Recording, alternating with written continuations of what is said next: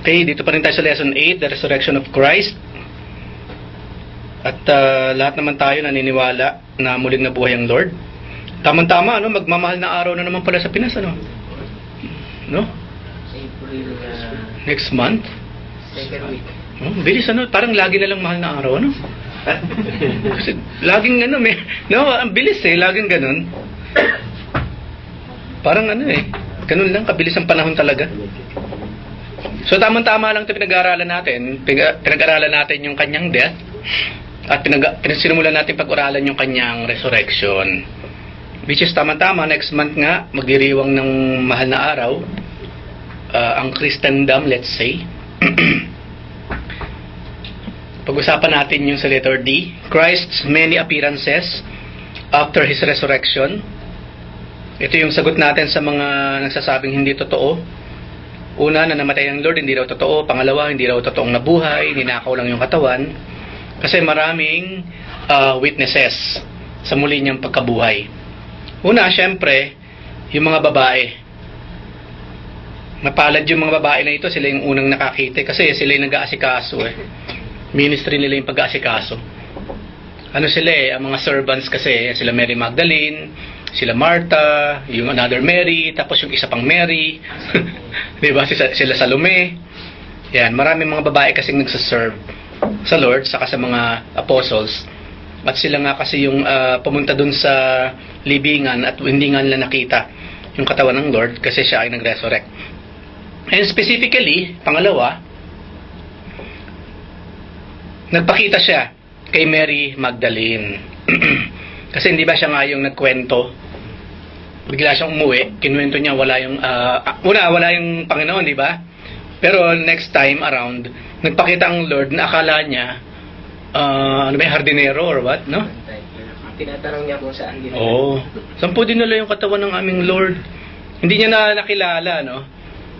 Kasi yung itsura naman kasi ng Lord nung nagkatawang tao siya, napaka average na hindi mo nga alam na siya si Jesus Christ unless magsalita. Ganun ka-average. Hindi katulad sa mga napapanood nga natin sa Hollywood. Na isang tingin pa lang, alam mo na kung sino si Jesus Christ Kapag yung mukhang Judas sigurado yun. Pag mukhang napakaamo, ito sigurado ito si Jesus Christ. Ito yung, kasi nung doon sa church sa Pinas, yung unang dinadaluhan ni Ate Rose, kasi inaalok si Ate Rose na mag-message. At ito raw yung kasi ang una raw nagdala ng mensahe, yung Mary Magdalene. Di ba? Nagdala lang siya ng balita. Pero message as in, hindi. Meron talagang lagi it's so easy for them to misinterpret. Yung Biblia. Una, kasi hindi nagbabasa maigi. No? Kasi ni Ate Rose nga, nasa Timothy po yun na. Oo nga. Kasi kung payag lang ng payag. Oo, kaya hindi ubra yung nag-glance ka lang na ganun nag-glance ka lang na ganun tapos ang dami mo nang sasabihin about that. Dapat pinag-aaralan mo na maigi lahat. Na maging maingat. Kay Mary Magdalene ba yung sinabi niya touch me na? Oo, sa kanya yun Oo. Kasi magkikling na siya Magkikling siya Kumbaga ayaw niya na humiwalay sa Lord Hindi pa yun yung Oo, sabi niya hindi pa yun ang panahon Yung alam kasi ng Lord, yun ang nasa puso ni Mary Magdalene Wala nang iwanan wala nang iwanan. Kaso Cling kasi yung Kaso alam ng Lord, kailangan pa rin niya umalis talaga. Mag-ascend. No? Umalis siya sandali, after 3 days bumalik siya, then aalis uli siya at babalik sa huling panahon. Nabasa ng Lord yung puso at isip ni Mary Magdalene by that time. Kaya sabi niya, do not cling to me. Hindi basta do not touch me, kundi wag kang kumapit sa akin, wag kang kasi hindi pa ito yung time na isasama kita or kayo. No, hindi pa. So hindi lamang 'yon, siyempre nagpakita ang Lord kay Peter. Ito yung mga pinagtawanan yung mga babae, di ba? Kasi kung babasahin natin yung tagpo na yun, pinagtatawanan nila yung mga babae na mga hindi nyo alam mga sinasabi ninyo.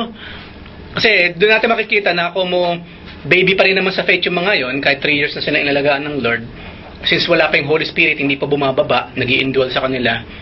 In the flesh pa rin No, umiiral pa rin yung ang baba ng tingin nila sa mga babae. Talagang second class pa rin. Pag nagdala ng balita, siguraduhin mo nga sinasabi nito at babae kasi siya, hindi natin alam, baka emotional lang yan. Laging ganun sila. Nung araw. Na even ngayon naman, kahit dito sa Arab world, ganun sila eh. Basta't babae nagsalita eh, manahimik ka nga dyan, hindi mo alam ang sinasabi mo. Ganun din kasi by that time. Pero nakita natin, totoo yung mga sinabi ng mga babae. No? So, to Peter, at yung paborito kong kwento, yung Road to Emmaus. No? The two disciples walking to Emmaus. Kasi tayong lahat yung kinakatawan ng dalawang yun. Tayong lahat eh. Ang Lord ng kausap po, hindi mo pa alam. No? Siya na yung sumasabay sa'yo along the way ng buhay mo, hindi mo pa alam. Yung pang, siya pang kino-question mo kung alam ba niya yung nangyayari or what. No? Yung pang Lord ang tatanungin mo ng ganun, bago lang ba kayo dito at hindi nyo alam yung mga nangyari or what? No? No, napaka... Bago nila na-realize nung naghati. Oo nga eh. Napaka-dramatic nun eh. Kung isa sa movie nila yun, maganda, accurately, ipakita nila yun eh. No? Pagbiyak ng Lord sa tinapay, nabuksan yung mga mata nila, yung spiritual eyes nila. Kasi ang Lord lang ang kayang gumawa nun ng merong power eh. May kapangyarihan. Saka may impact talaga dun sa mga nasa paligid niya. Kaya talagang nagising sila eh. Kaya pala, nung nagkukwento na ang Lord, di ba, patungkol sa Old Testament and so on and so forth, nagigilala sila sa mga sinasabi ng Lord eh. No? Hindi lamang yun, syempre, sa number 5, nagpakita ang Lord sa 10 apostles. At yun nga, absent si Thomas. Meron bang sinabi sa Biblia kung bakit wala si Thomas by that time? Hindi na nabanggit. Basta wala. Basta wala siya, ano? Kanya-kanya sila. Oo. Siguro, nauna silang mapunta doon, mag-ipon, ano? Tapos si Thomas paparating pa lang. Sa Aperon po ito ba di ba? Yung sa, sa nagpakita si, yung si Thomas nag-doubt? Ay, doon ba yun sa Aperon? Okay. Dalawang beses. Ay, oo nga, oo. Kasi nga absent siya. Yung sumunod. Kaya hindi siya naniniwala. So next time around, yun nga. Ayun. Yun. So hindi lamang yun, di next time around nga, kumpleto na sila. Nagpakita uli ang Panginoon doon sa 11 na. Marang ito na yung tagpo, kasama na si Thomas. Thomas, ba't ka nag-doubt? Diba? Bakit ka nag-doubt?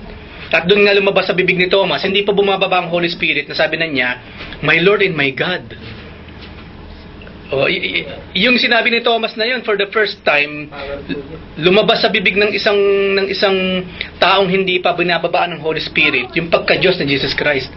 Ang katwiran ng mga Jehovah's Witnesses dyan, kasi naniniwala silang sa kanang mga iglesia na kung hindi tao lang si Jesus, malit na Diyos, nabigla lang daw si Thomas na masabi niyang my God. Yung napaka-ridiculous ba ng mga pangangatwiran? No? Hindi, nagulat lang kasi si Thomas kaya nasabi niyang Diyos ko. Imagine that. Ang lakas ng loob nilang sabihin yun para manatili lamang na tao lang si Jesus or malit na Diyos. Talagang ibababa. Oo. Yung guts nila para sabihin, hindi, nagulat lang yun. Walang kakwenta-kwentang katwiran ba? Gagamitin nila. Maibaba lang sa Jesus Christ. Minsan kasi pag tinignan natin si Thomas, pag naalala natin si Thomas, doubting Thomas agad eh. Oo. Pero yung sumunod kasi, powerful yung word na binanggit niya. Amen. Kasi yung sinabi ni Thomas, hindi masasabi yun kung tao lang eh. By that time, nung hindi pa bumababang Holy Spirit, hindi pala sinusulat itong Gospels, maging yung mga epistles, ang tawag na sa Panginoon si Jesus of Nazareth eh, di ba? Yung pagka-Diyos niya, hindi pa nila ina-address ang Lord bilang God. Kasi nga, nangyari lang na nagawa lang nung sinusulat na nila through the Holy Spirit kasi bumaba ng Holy Spirit. Doon pa lang nila tinawag ang Panginoon talaga na Diyos. No? Talagang as in Lord talaga, Lord as in, hindi lang basta Lord na nasa lupa, kundi Lord ng kalangitan. Nung bumaba lang ang Holy Spirit, doon lalo truly na-realize na yung nakasama natin for more than 3 years, talagang siya yung Diyos na nagkatawang tao. Pero nung kasama nila by that time, hindi din sila makapaniwala eh. Sino ba talaga tong taong to? Nabasa ko po yan si Nathaniel po, di ba? Si Nathan. Na ano rin niya yun, di ba? Si Bartolome, di ba? Tinawag siya ng Filipe. Nasabi ng Lord na alam ko na nandun ka sa ilalim. Sa ilalim, Tapos, ano rin yan? Tunay nga po na kayo. Di ba? Yung sabi ng Lord, marami ka pang malalaman. Oo nga. Amen. Kasi kumbaga yung nalalaman ni Nathan nun by that time, napaka-baby pa nung niya dun, belief niya. Tapos, even though totoo yung sinabi ni Nathan, hindi pa yun yung nung masabi niyang ang Lord nga talaga yung Messiah, alam ng Lord, hindi, even though totoo yung sinabi ni Nathan, hindi pa 100% solid yung nalalaman ni Nathan kung bakit siya nasabi yung mga salitang yon. At later on, we believe na maipakita na ng Panginoon lahat, mag-resurrect siya. Sa puso ni Nathan, talagang masasabi niya, totoo yung una ko nasabi nun. Even though nung masabi ko siya nung una, I was too baby. No? Naku, ipapapaliwanag sa akin, paliwanag mo nga sa akin kung bakit mo nasabing yun nga Mesias, yung anak ng Diyos. Hindi yun ang naramdaman ko by that time yun ang naramdaman ko. Hanggang doon lang siya. Pero later on, may ipapaliwanag niya na yun through the Holy Spirit. No? Katulad kila Peter. Diba, nung first time na nagmensahe si Peter, powerful Malayong malayo sa Peter na iniwan ng Lord na kailangan pa niyang talungin ng 3 times. Oo. Iba yung nangyari nung bumaba ang Holy Spirit. Naalala nila lahat yung mga salita, pati yung Old Testament na natandaan nila through the Holy Spirit. Pero hindi naman sila ganun nung araw nung wala yung Holy Spirit. Kaya mahalaga talaga yung yung sabi ng Panginoon, tarry around, wait for the Holy Ghost. Kasi yun nga magpapaliwanag, yun ang magpapaliwanag, magpapaalala sa lahat, no, sa kanila. Di ba kaya tinanong din si Peter, one time ni Jesus, yung mga apostles sa si Peter, na siya nga yung Messiah. The Son of the Living God, ano. Pero ano sabi ng Lord doon? Sinabi lang yun dahil sa Holy Spirit na Amen. Amen. Hindi sa ganang kanya. Yun. Kundi yung Ama, ang nag-reveal ng mga salitang yun sa Kanya, hindi sa ganang Kanya. Pero later on, pagbaba ng Holy Spirit, from their heart, nasabi nila yon, no? Yung pagka-Diyos ng ating Lord. Especially sa Book of John, especially sa Paul, kung paano lang pagtibayin yung katotohanan ng si Jesus ay Diyos na nagkatawang tao. Ang napakaganda nung napag-aralan namin ng Book of Acts. Yung time na si Stephen, yung nagpaliwanag, di po ba? And then nung dumating na si Paul na yung humahayo, siya na yung nagpaliwanag. Yung lahat ng mga sinabi ni Kaya nga, tulad na pag-aralan natin, ang unang nakinabang nung mga salitang binitiwan ni Esteban through the Holy Spirit is si Paul. Oo nga Nasalo niya lahat, ano? Nasalo niya lahat. Kahit mali pa yung puso niya, by that time, no? Pero puro binhi, isang katerbang binhi yung naitanim sa kanya. Chapter 7, persecutor pa si Paul. Pagdating ng chapter 9, at saka yung mga sumunod. Oo nga. Ano na siya? Oo nga. Ibang-iba na. Iba talagang way ng Lord, ano? Kahit yung taong naging dahilan para mapahamak ka, kahit yun, kaya niyang gamitin mightily. No? Kaya talagang sabi nga natin, kahit noon pa, hindi talaga tayo pwede mag-judge Hindi tayo pwede maglagay ng tuldok sa isang tao. Yung number 1 persecutor natin ngayon, gasino nang gamitin ng Lord bukas sa Makalawa, bilang leader pa ng simbahan para isulong ang kaharian ng Panginoon. No? Kasi nothing is too difficult with the Lord at kaya niyang gamitin sino man gusto niyang gamitin. Di lamang yon, number 7. Siyempre, to several disciples beside the Sea of Galilee. Ito na yata yung yung pinagluto sila, no, ng the most wonderful breakfast ever. Kasi magdamag sila ng isda, mga gutom yung mga yon. Walang huli, walang tulog, pagod na pagod. Kaya alam ng Lord ang gagawin niya Pinaghandaan niya ng pagkain sa dalampasigan. Ang sarap kumain ng ganun, ano? Ang Lord mismo nagluto, imagine that. Kain kayo, may tinapay, may isda, no? Talagang luto ng Lord. Di lamang yon, of course, nung kanyang ascension, to 500 brethren at once in Galilee. Talagang sa 500 katao siya nagpakita na nag-ascend sa langit. Kaya, hindi mo pwedeng pasinungalingan kung 500 yung nakakita. Kung isa lang, pwedeng pang kakuntsabahin, basta nakita mo Kahit wala ka nakita mo So, okay, isang dalawang witness Oo, yan, di ba? Ito, 500 Mapapasinungalingan pa ba naman yan? 500 na nakakita. Yan, so 500 mismo nakakita na mag-ascend ang Panginoon. At nagpakita rin ng Lord kay James, no, yung kanyang hindi pa ito yung kapatid ni John yata no? Ito ba yung pinatay ni Herod or iba pa tong James na to? Ito yung kapatid niya or what? Hindi, ito pa yung ito yung kapatid ni John malamang kasi naniwala si yung kasi mga kapatid ni Jesus Christ naniwala lang sa kanya na mag-resurrect na siya no? Later on. Yan yung sons of Zebedee. So, kay James, hindi lamang yun, number 10. To apostles in Jerusalem before ascension. And of course, ang panghuli, Pero katulad sa pinag-usapan natin, very, very, very powerful and historically fact, ang nakakita kay Jesus Christ sa kanyang glorified form, of course, si Apostle Paul. Ito sa road to Damascus. Ano? On the way siya to destroy the church, pero hinarang siya ng Panginoon. Instead of destroying the church, naging tagapanguna pa siya ng simbahan. Kaya yung mga makukulit na mga matawan na yan, hindi pa rin natin sila pwede talaga i-curse. Panginoon, mamatay na sila lahat kasi mga unbeliever naman, mga salbahe, mga matawan na yan. Kasi remember, Paul, mas masalo pa nga si Paul, tayo ba, meron death threat na nakarating mula sa Imam University, na may pupunta dyan sa Friday, tigpas lahat ang ulo nyo, maganda kayo, ha?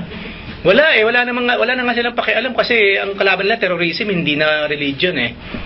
Pero si Paul talaga, killer, eh. Church killer, as in, destroyer. Punta doon, ibabalik niya yung mga Amen. Huli na. kapatiran doon. Oo, at the same time, kukuha siya ng double authority. Kung napapahirapan na niya, gusto niya double pa yung pahirap na kaya niyang gawin, yung authority. Pero look at that, no? Hinarang siya ng Panginoon at wala siyang kawala. At nung makita nga ni Paul si Lord, doon natin makikita yung isang example ng irresistible grace. Kapag nakita mo yung kaluwalhatian ng Panginoon, kahit sobrang evil mo, kung merong plano ang Panginoon sa'yo, tutugon ka in a very, very positive way. Who are you, Lord? No? See, tinawag niyang Lord ang ating Panginoon. Kasi malinaw naman kung sino, di ba? Bakit mo ako pinag-uusig? Later on, nalaman naman niya kung sino kausap niya, eh. Yun yung pinag-uusig niya, eh. Pinag-uusig niya yung mga taong sumusunod doon sa kausap niya ngayon, eh. At totally, ibang Paul yung kausap ng Lord doon, eh. Ang tawag na irresistible grace. Kapag Diyos na mismo ang kumausap sa'yo, you cannot resist. How can you say no? Unless talagang espiritu ni Satanas ang nasa iyo. At Judas ka talaga, no? Espiritu ni Judas na talagang son of perdition, wala nang ililigtas pa, kumbaga. Pero kung hindi ka naman si Judas, at totally wala nang ibang Judas kundi yun lang, walang makaka-resist. Yung mga hari na yan, yung mga Hindu, any religion na antay sa Panginoon, kung gugusin ng Panginoon, they will bow down sa Lord. Kaya tama yung nabanggit mo na, hindi tayo pwedeng mag-judge. Kasi lahat yan, kahit yung mga na ngayon, mga iba yung mga practices nila, eh. Namatay din ang God sa kanila. Amen. Amen. Kasi darating yung time. Amen. Sa kaliman, tayo mo nagkikita sa mga demonyo. Alam nila na Diyos ni. Iba nakita natin. Oo. Talagang takot pa kasi. Oo nga naman. Oo nga. Mga demonyo wala. Tinuruan ako nung Lord dati noon, eh. Ewan ko na, ikwento ko na noon, ko lang ulit. Yung merong nang dumadalo dati sa BS namin nun sa Josh, dun sa compound namin. Sa una kong marami kami dun, mga Pilipino, yung mga kapatiran. Ngayon merong isang dumadalo dun, si Jewelry. Jory or Jewelry ang pangalan. Taga Mindanao yun, eh. Christian siya, Christian family. Kasama namin sa gawain. Biglang nag-embrace sa Islam, tapos naging mainit sa Islam. Hindi lang yun. Yung Bible study namin, tinapatan niya naman ng Quran study. Yung BS, tinapatan ng KS. Ngayon, may naghahanap ako, nasa si brother ganito, Bible study natin, ba't wala? Ay, kuya, hinila ni Jewelry. ni Abdul, basta iba na pangalan niya, eh. Iba na Muslim name, Islamic name na siya, eh. Iba yung naramdaman ko yung jealousy ba? Galit na galit ako na, at the same time, selos na selos ako. Sabi ko, bakit siya nandun, eh, andito ang gawain? Ba't siya sumama doon, eh, Muslim yun? Doon ko naramdaman yun, eh, yung jealousy. Selos na selos ako nun, no? Tapos, nag-uusap kami na yung Muslim nga, no? Nagpaliwanagan, tapos, ang isa sa iba na to niya sa aking tanong nga yung Trinity. Sige, paliwanag mo nga ang Trinity. Hindi ko pinaliwanag sa kanya. Ang sabi ko lang sa kanya, sinallenge ko siya. Kung talagang gusto mo malaman ng Trinity, ang doktrina ng Trinity, embrace Christ. Tumanggap ko muna kay Jesus Christ, then maiintindihan mo ang Trinity. Pero kung hindi ako magsasayang ng panahon para ipaliwanag sa'yo. Tapos hindi niya ako makuha sa mga paliwanag niya. Ang Islam kasi, ang huli niyan, pag hindi ka nila makuha, mga sumpa ang ibibigay sa'yo. Mga sumpa. Na hindi mag-accept kay Allah, ito ang sumpa. Pag hindi nag-embrace sa Islam, ganito ang sumpa. Puro sumpa na. Ako, binitawang sa kanya, sabi ko, promise ng Lord. No? Kapag nagbago ka ng isip, gusto mong magbalik sa Panginoon, yung pagpapala niya sa sayo. Doon kitang-kita yung kaibahan. Kapag hindi ka makuha ng Islam, ng Muslim, sumpa ang ibibigay sa'yo. Tayo hindi. Pagpapala pa rin. Yung pagpapala. No?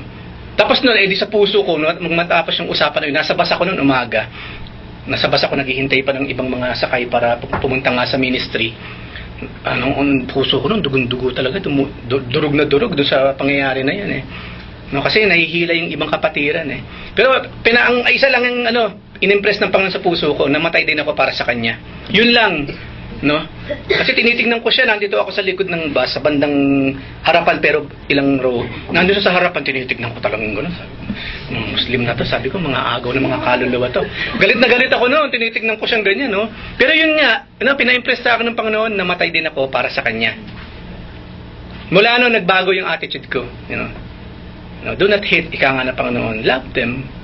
So kaya anyway, kung sa Diyos naman, sa Diyos eh, meron bang makakaagaw sa mga kaluluwang nasa kami ng Panginoon? Isa-isa yung pinaalala ng Lord. Ito yung mga itinuturo ko sa inyo eh. Wala makakaagaw sa aking mga kamay sa kanila.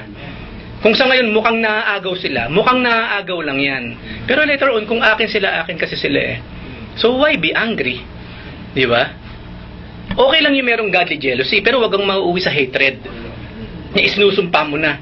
Pag nabangga itong bus na to, nasa harapan siya, siyang unang tatalsik doon. Di ba? Mali na eh, no? Cursing na eh, cursing ano. Hindi ganun ang tinuro kasi. At hindi ganun ang tinuro ng Lord. Kaya nung may dumalo rin po sa amin, kasi nagsasabi yung kay Kuya Rodmark, gusto sumama sa Estraha. Christmas party natin, mga anniversary. Sabi ko kung gusto niya, sa BS lang muna siya. Ano yung dating Katoliko, nag-convert sa, nung dumalo once, yung si Kuya, Ismael. Genesis pa naman ang topic namin. Okay. Once lang na kasi nahatak yung mga, niya mga kasama. Pero, welcome namin siya. Kasi, doon sa pwede. Pero pag dito sa church, yun yung... Of course. Amen. Kaya hindi rin ako yung tipong of course, nakakapanghinayang kung bigla natin malalaman, merong mapupunta sa ganitong religion, ganyan naman. Kahit pa paano, siyempre, malulungkot tayo. Pero yung totally, mawawalan ka na ng pag-asa at maglulupasay ka dyan. Hindi pa tapos. Tapos sasabihin mo, naku, impyerno na ang punta niya. Kasi umalis ng GCC or what. Don't ever think about that. Hindi pa tapos ang Diyos sa kanya. No? Doon nga papasok yung ministry ng Holy Spirit. Let the Holy Spirit do His ministry. Diba? Sa atin talaga, intercede. Pray. Diba? Hanggang doon lang tayo. At be friendly pa rin, maging magkaibigan. Kasi may mga time na yun nga yung sinabi sa darating kasi yung itinanim ng iba, aanihin ng iba. Amen. Amen. Yung kaya sinasabi ko sa mga pag-aaral, kung mapupunta kayo sa ibang church, basta Christian church yung mapupuntahan. Amen. Amen. Pag Muslim, hindi yung hatakan tayo. Oo nga. Yung mga, kung meron pang mga Kristiyano na member ng mga kulto, totoong Kristiyanong member pa ng mga satanista or mga false religions, hindi naman papayag ng Lord ng ganun-ganun na lang eh. No? Hihilahin niya rin yung palabas isang araw. Hindi, kumbaga, hindi mamamatay yung mga taong yun na hindi muna sila naibabalik ng Panginoon sa kanyang kawan. No? Ganun ang Lord. Kasi nga, shepherd siya eh.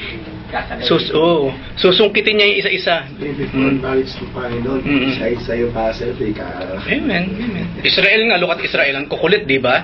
Titigas ng ulo, layo ng layo. Ang Lord naman, sungkit ng sungkit.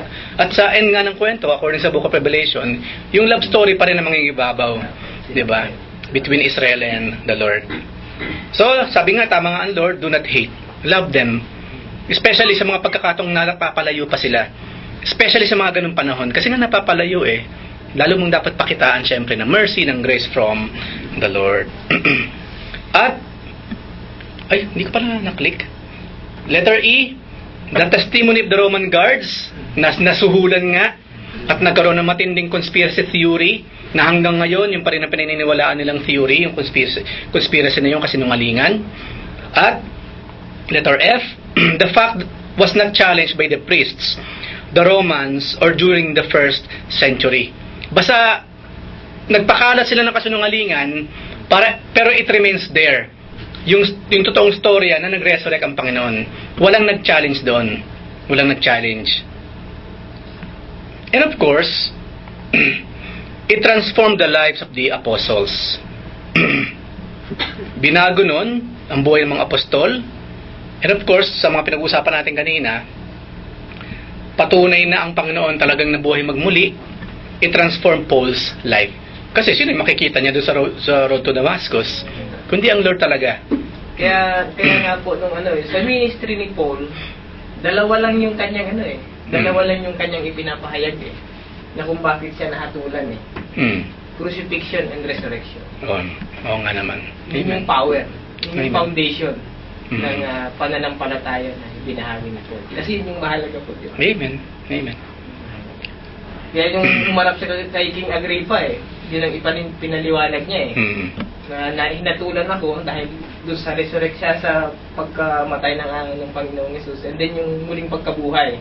Kaya di si King Agrippa naniniwala yan sa resurrection Kaya sabi nga ni King Agrippa, palagay mo ba sa kaunting panahon makakonvert mo ako as Christian? Sabi ni Paul, hindi lang po ikaw, maging ang lahat ng nakasarinig. Amen.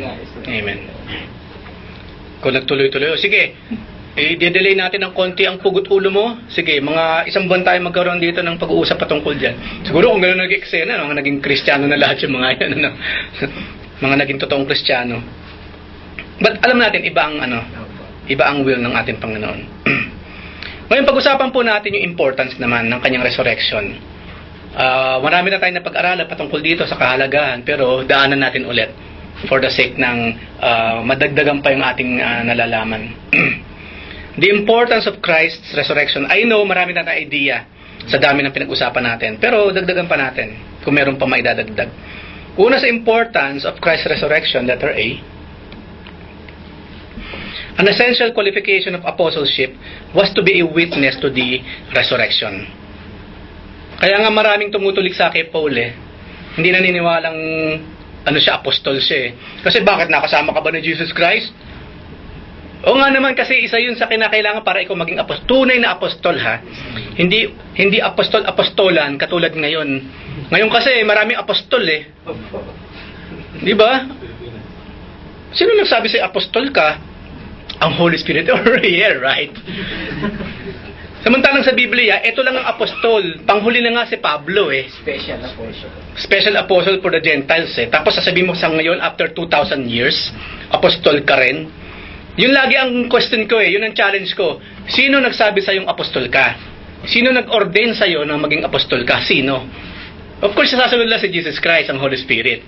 Of course, sino maniniwala sa iyo? Yung mga magpapaloko lang syempre. Wala nang apostol ngayon. No? Ang apostol lang, yung nabuhay ng mga panahon na yon at si Paul. After nun, wala na. Wala na. As in, yung pagiging apostle, katulad ng apostleship nila, yun lang yun, wala nang iba. Kaya kapag meron kayo na dalawang simbahan, maraming salamat sa inyong pagme-member dito, naka-1 taong ka na, it's about time, mamit mo si apostle. Apostle, yung iba kasi ganun hindi i-reveal hanggat hindi ka pa deeply rooted sa gawain. Pag hulog na yung loob mo, saka ka na ngayon papasok sa inner circle. Sa inner circle, malalaman mo na yung mga medyo mas malalalim pa ng mga doktrina. At minsan doon ka na magugulat ngayon. May iba ba prophet? Of course, iba naman ganyan. Yun uli ang challenge ko. If you will tell me you're a prophet, sino ang nagsabi sa'yo na propeta ka? Who ordained you to be a prophet? Of course, siyempre isasagot, ang Lord. No? Paano nangyari? Siyempre, sasabihin na, through visions. Nagpakita sa akin ito, nagpakita sa akin yon. Ngayon ang tanong, who is the witness? Siyempre, ang Holy Spirit. Walang hindi andun lang sila sa sphere na yun no? Samantalang yung pinag-uusapan natin propeta sa mga apostol, mga totoo nung araw, God really ordained them. It is written. Merong written word na nagpapatunay na ang mga taong ito ay propeta ng Diyos, apostol ng Diyos. Ngayon wala Sila lang mismo. Sa akin, congregation, siyempre, congregation. Pastor nila yan Ha? Sabi kay Jeremiah, hindi pa siya pinapanganak, hindi pa siya nabubuo sa sinapupunan. Pinili na siya as propeta. See? Written siya Merong written testament, kumbaga, na yung mga taong ito na pinag-usapan natin, apostol at propeta. Ngayon, nasaan? Nasaan yung written, hindi lang basta written testamento. Dapat parte ng Biblia. Pangalan mo. Kasi kung magpapakita, hindi, written document ba ang pinag-usapan natin? Ito, written document, pirmado pa ng lahat ng elders, saka mga pastor around the region, na apostol ako at propeta. Ang pinag-usapan natin, written testament document sa Biblia. Hindi yan. No? Malinaw yung propesya niya. Prophet pa rin siya. I know, medyo natatawa tayo, pero we are not really mocking them. Pero yung kasi mga practices, yung mga kine-claim, ako ang tawag ko dyan, extra biblical claims. Gawa-gawa na lang nila. No? Kaya even me, kung meron talagang magsasabi, apostol siya, hanapan ko siya ng biblical credentials at testament na ang Diyos talaga nagsabi at yung mismo mga kapatiran natin ng araw. Kung wala siya may papakikang naman, manahimik siya.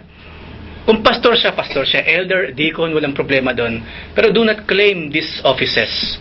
This is specifically exclusive sa mga Bible characters. Hindi sa kanila. Ibang treatment ko yun ng mga apostles kasi nung una ko na-experience natin na ibang treatment sa kanila kung sa mga apostle ka yung parang hindi ko siya malapitan na-try na yung bang may sakit ka ba, Brother Paul? Tumapat ka sa aking anino. Aba, feeling Pablo pa talaga siya sa Book of Acts. No? Matapatan ko lang ng anino, gagaling or what? Yan yung sabi ni Paul, maging maingat dun sa pundasyon na itinatayo. Ayan. Meron silang sariling pundasyong sinimulan. Hindi talaga pundasyon as in biblical foundation. Kasi meron ng tapos na pundasyon, may nakalatag na. Amen. Doon ka lang pumatong. Papatong ka lang doon. At yung pundasyon na yun, nandun yung mga apostles, yung mga prophets. Ikaw, hindi. No? Hindi. Ang daming gumagawa niyan ngayon. Ang dami naman naniniwala. Kasi, tama. Kapag kulang sa nalalaman sa Biblia, madaling maniwala ang tao. No? Especially pag naunahan na ng emosyon. Totoong sinasabi niya kasi naiyak ako sa mga sinasabi niya. Ganun pa naman ang tao. Nakukuha mo ang love kapag napaiyak mo. Saka yung pagiging fanatic ko yan, di ba? Yeah, fanaticism. Hindi na doon sa Lord, kundi sa tao na nakakita. Yun. Ang fanaticism kasi, devoid ng rational thinking. Puro emosyon na lang talaga yon. Gusto niya masaya siya no? Hindi lang yun, masarap pakinggan Naantig ang puso ko Pero kung biblical at talagang merong talino nang mumula sa Biblia, yun ang wala. Emosyon. Yan. Saka ang fanaticism, ito yung sumusunod ka na lang sa mga bagay na hindi mo naman talaga pinag-aralan. Hindi mo hinukay sa Biblia kung totoo o hindi. Sunod ka lang ng sunod. Fanaticism ang tawag doon. Yan, Bereans. Ayan, di Bereans. Kaso maraming Kristiyano hindi nga alam yung Bereans no? Kung alam man nila, iba yung pagkakapaliwanag. No? Iba yung pagkakapaliwanag. Yung pangalan na lang yung church. Ayan, Berean Church. The Berean Church. Yan, letter B, kahalagahan ng resurrection ng Lord. One of the two fundamental truths of the gospel. Yun yung binanggit ni Kuya Chris kanina. Na tuwing tayo rin mayroong Lord's Supper, yun ang inaalala natin. Yung kanyang pagkamatay, yung muli niyang pagkabuhay, at yung muli niyang pagbabalik. Okay? And of course, hindi lamang yon. Sa letter C, it was prominent in all apostolic preaching. Nabanggit ni Kuya Chris kanina. Kung titignan nga raw natin yung mga sermon sa Book of Acts. Kasi hindi pwedeng i-share mo si Jesus at tapos matatapos ka lang namatay siya at siya'y namatay para sa atin. The end. Hindi, ano yun? Ibig mo sabihin, yung sinasabi mo sa akin, susundin kong Panginoon, ang ending na storya, namatay lang siya? What's that? Ayoko sumunod sa ganyang klase ng Lord kung sa hukay lang pala, tapos na yung kwento niya. Yun ang kaibahan nga ng Panginoon sa ibang mga propeta kuno, di ba? Kay Muhammad, kay Buddha, kay Confucius, maging kay Jose Rizal. Tinapos sila ng hukay, wala nang bangunan. Their story ends there. Ang Lord hindi nagkukwento ka patungkol sa Panginoon at siya'y namatay para sa atin. Tapos yung mga tao nag-empake na sila kasi kalat tapos na yung kwento kasi patay na Sa movie ganun din kasi pag namatay na yung bida, tapos na ang storya. At hindi lamang yun, no? Nabuhay siya after 3 days. Tuloy ang kwento. Eternal yung kwento kasi walang hanggan Yung bida, yung hero na pinag-uusapan kasi natin, yung hero, eternal siya Walang katapusan ng kwentuhan about him. And that is about the Lord. No? Yun ang kagandahan ng resurrection. Hindi natin sinusunod, pinag-uusapan yung namatay na at tapos na yung buhay niya doon. Buhay siya evermore. Kaya nga yung kwento niya, no? Nangyayari sa atin ngayon. Yung kwento ngayon ng buhay natin, nakasang-ayon sa kwento ng buhay ng ating Panginoon. Nakasunod tayo ngayon doon. No? Naka-inline tayo. sa eternal na takbo ng kwento ng buhay ng ating Lord.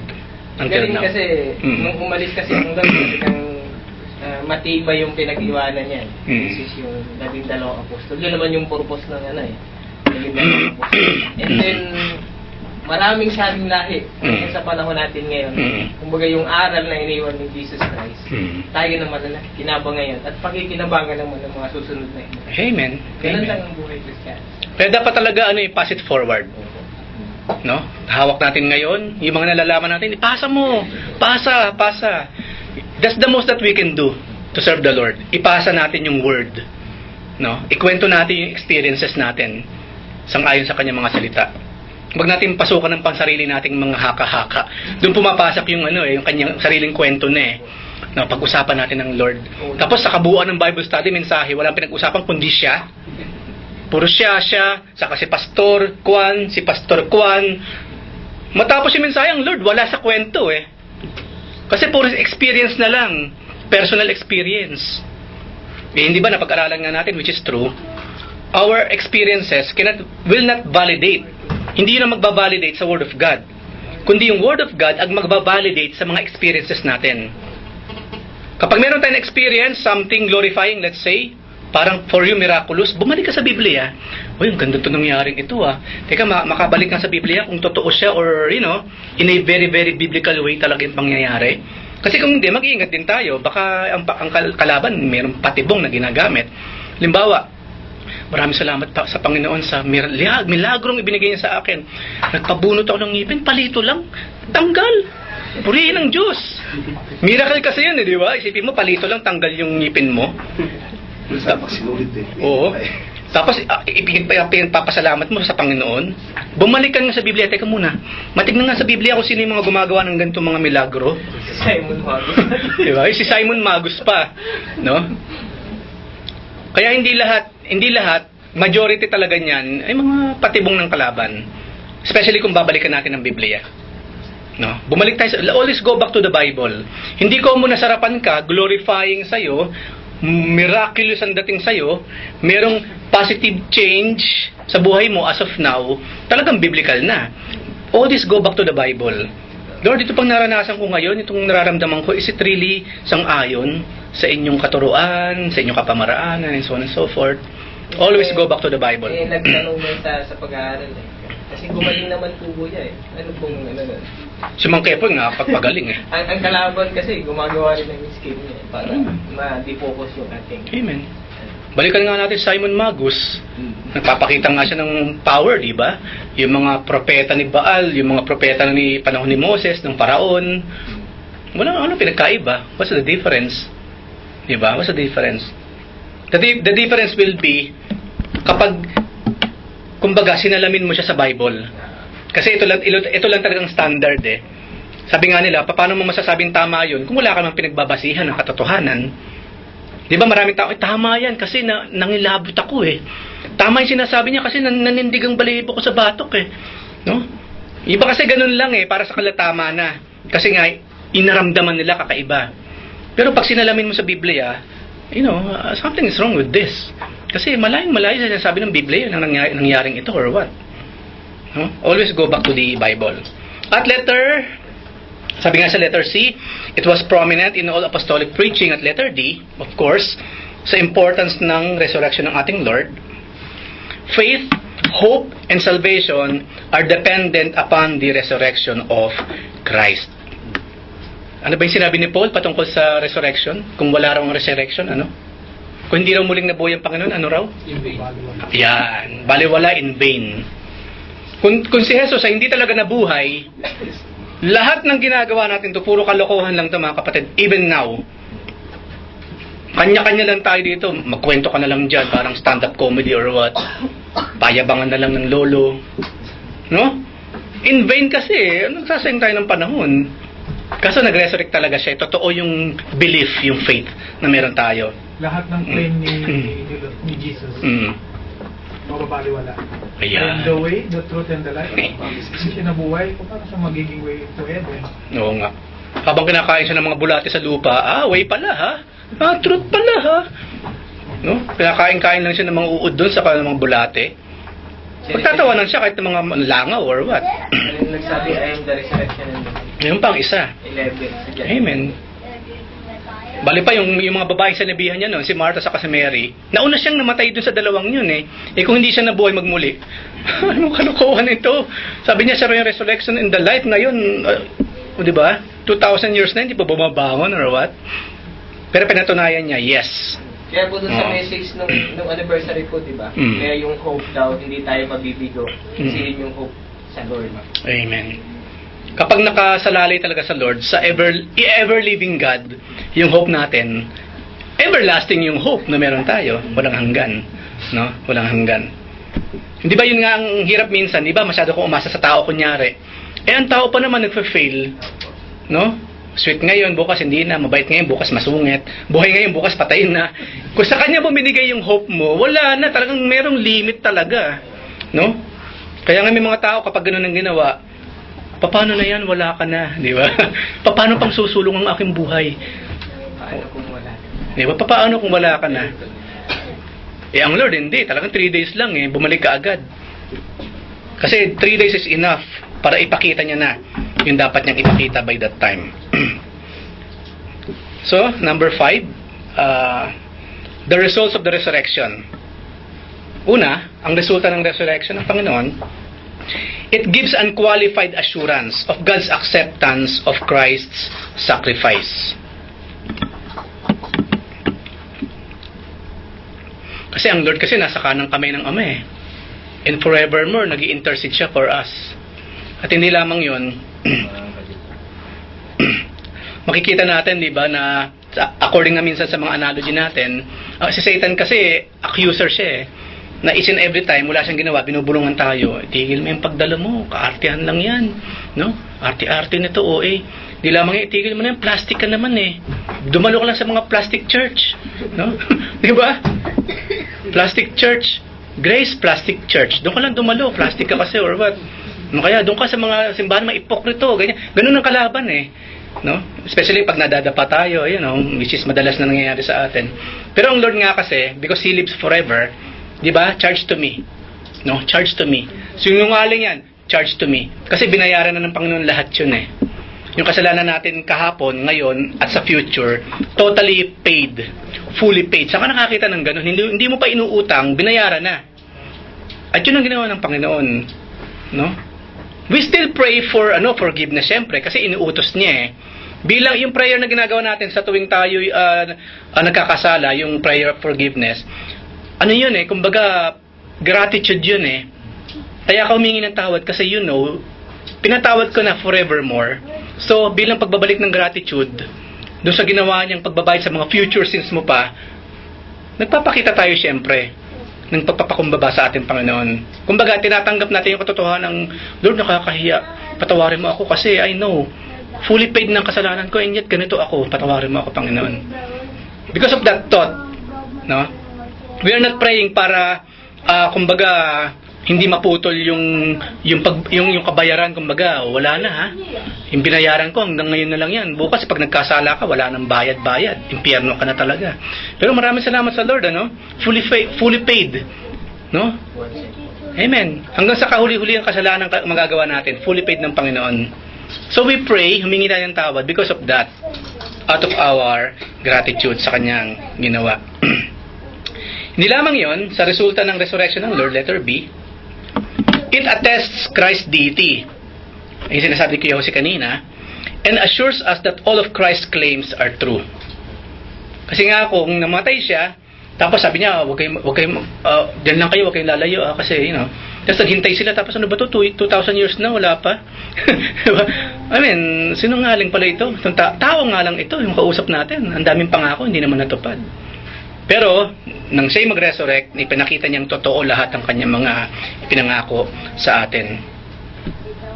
At hindi lamang yun, siyempre, katulad sa mga pinag-usapan na rin natin kanina, dagdagan na lang natin, kahalagahan ng resurrection ng ating Lord, it guarantees the resurrection of all believers. Oo nga naman, paano ka mangangako ng something kung ikaw din naman mismo, wala nun. Kumbaga sabi nga, you cannot give something that you do not have. Bibigyan mo ako, bakit meron ka ba? Kung wala ka, paano ka magbibigay sa akin? Kung wala ka ng something na hinihingi ko, paano may maibibigay? Eh, ang Lord kasi meron sa kanya lahat ng mga pinangako niya. No? Kaya kaya niya i-deliver yung kanyang mga promises. Specifically sa pinag-usapan natin, yung muling pagkabuhay, yung resurrection. Isipin ninyo, no? Kunyari, after 3 days, edi naghihintay sila. No? May mga decor na dyan, yung mga welcome back or what. Di ba? Ang mga tao pa naman, di ba mahilig sa ganyan? Sa second coming na nga lang, ang dami nagsasabi, kinalculate ko. No? Babalik na ang Lord bukas.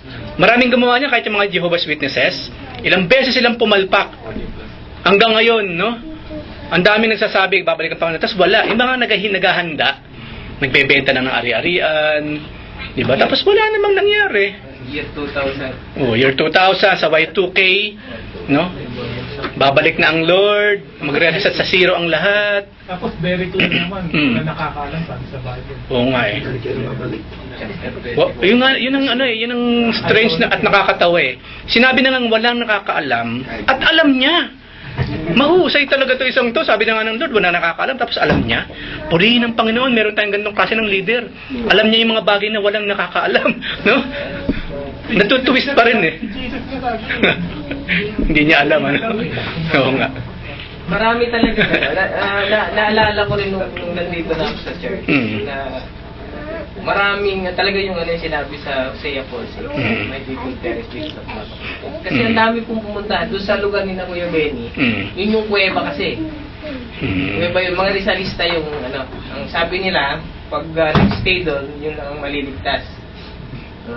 Ang ginawa nga nung mga iniwanan na yung kasi magdidilim daw eh. Yung mga phosphor at kandila kailangan pinabindisyonan kasi hindi sisindi. Wow. Yung guitar pa. Iniwanan nila yung mga bahay nilang bukas, mga tricycle. Ay, awa ng Diyos, pagbalik nila, wala na. Hindi na wala tuloy. Baka na-rapture. Nawala ang tricycle. No, na-rapture. Nakakaano yung yung 2000. Ang na-rapture yung mga gamit eh. No? Yung mga tao hindi, naiiwan lahat eh. Pagbalik nila, yun. Wala, nangyayarihan nila. Marami talagang manloloko kasi marami nagpapaloko. No, nakakalungkot Nakakalungkot. Bali pa yung pinag-usapan natin, karamihan nagpapaloko, mga may aral eh. Mga edukadong tao eh, mga karamihan dyan. Yung mga nasa kulto, mga edukadong tao, tataas ang pinag-aralan, mga doktor, no, tapos na medicine cabinet, talaga matataas ang mga pinag-aralan, no? Tapos naloloko pa rin. Imagine that. Kasi spiritual nga kasi pinag-uusapan natin. Spiritual battle, spiritual warfare. So, masamang espiritu ang siyang kumikilos. Kaya sila ay naloloko pa rin. Hindi lamang yon. Ang resulta ng resurrection,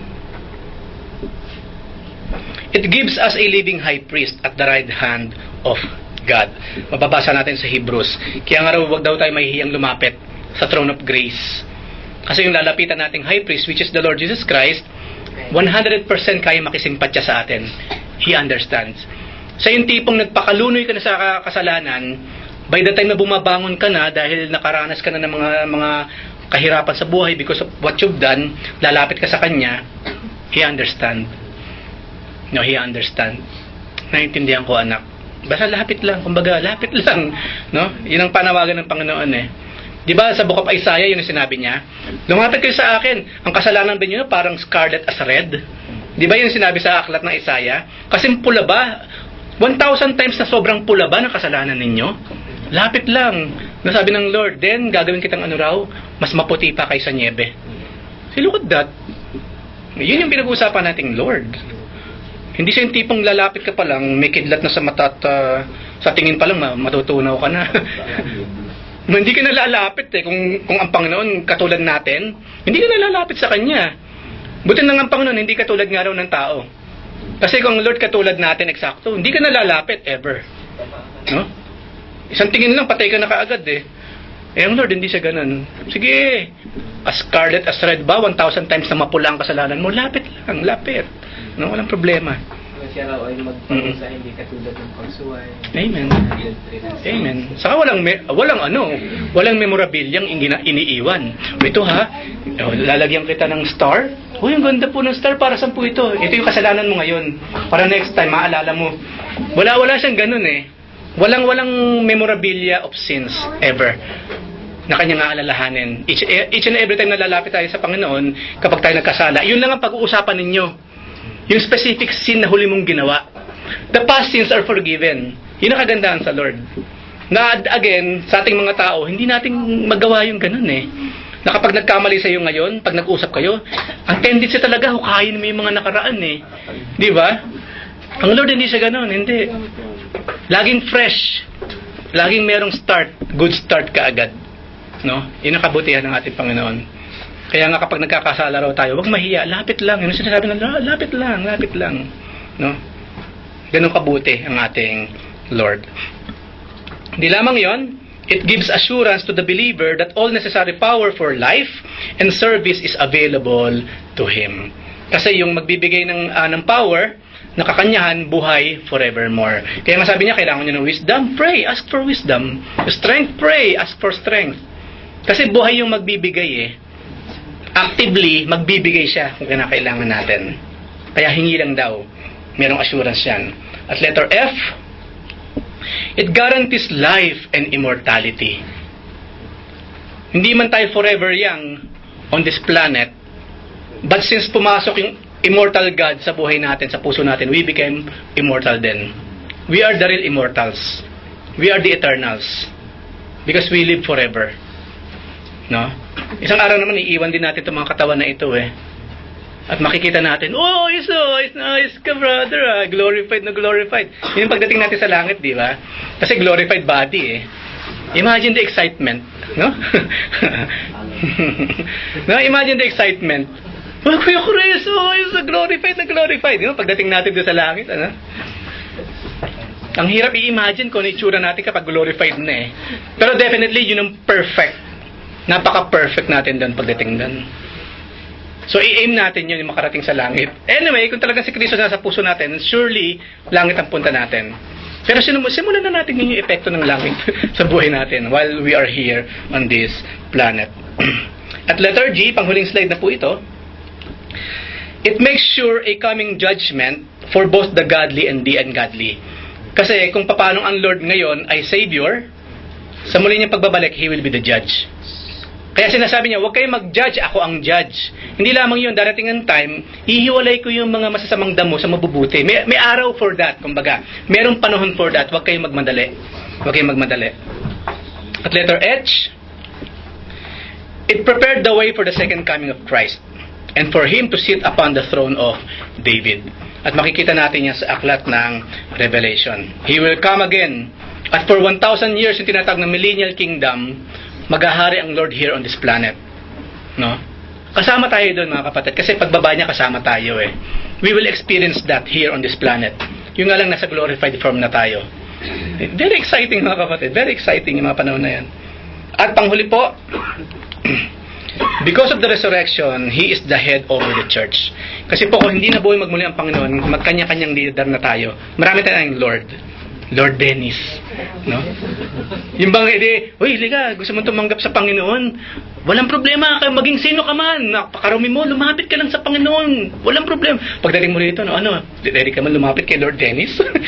Kanya-kanyang Lord na tayo. O sino yung Lord nyo dun? No? So Lord Estanislao. O diba? Kanya-kanyang Lord. Buti may isang Lord lang, ano? Si Lord Islao, or what? Buti may isang Lord lang tayo, and that is the Lord Jesus Christ. Yun yung pinapaliwanag ni Paul sa Corinthians. Kasi nagkakaroon sila ng division. Nagtatalo-talo. I am of Paul, I am Apollos, I am of Cephas. Diba? Bakit divided ba ang Lord? Sabi ni No. Hindi lang yun, yung iba doon kay Eutychus eh.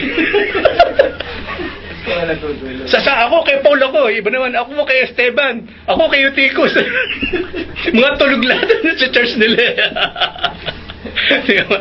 Kaya sabi ni Paul, yung division na yan, itigil yan kasi isa nga lang naman ang Lord, no? Imagine kung magkaroon ng meron bang Saint Eutychus? Sino mo mga followers ni Saint Eutychus? Kasi binuhay yun. Diba siguro after nun hindi na siya gumagawa rin ng gano'n, ano? Hindi na siya tulog ng tulog kaya nalalaglag sa bintana. Kapag nababasa kayo, pag naalala ko, natatawa ko sa eksena na yun eh. Pero napaka-solemn nung gabi na yun kasi last night ni Paul yun eh. Kaya mahaba nga. Oo. huling hirit na yun ni Paul, kaya magdamag yung sermon niya, yung Bible study, tapos natulog yung isa. No? Talagang magaling lang sa sulat si Paul. Oo nga, oo. Totoo naman yun, sir. Tanggap niya yun eh.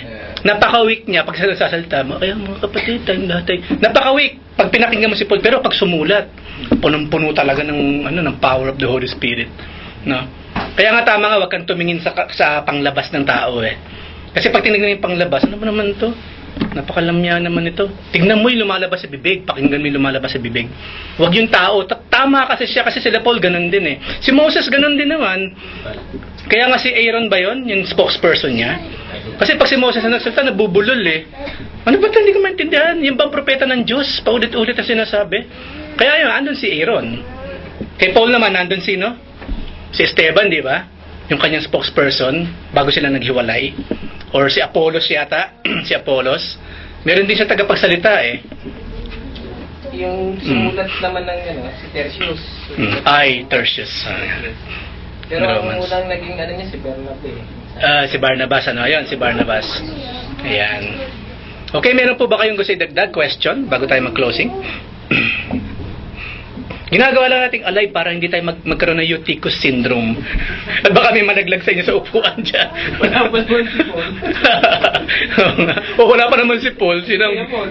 Sino bubuhay sa inyo? Hindi pa bintana. Ayan. Okay. Kung titingnan mo kasi yung yung buhay ni Paul, yun yung doon natin makikita yung kapangyarihan ng Lord sa buhay ng Amen. talagang kapag yung tao na yun gagawin din ng Lord, walang imposible para sa kanya. Amen. Even sabi nga, ganun yung ganyang buhay. Number one example natin si Paul talaga. Amen. Amen. Nasa ocean pa for 3 years. Amen. At kung nagawa ng Lord kay Paul yan, I believe nagagawa rin sa atin or magagawa niya kung gugustuhin niya.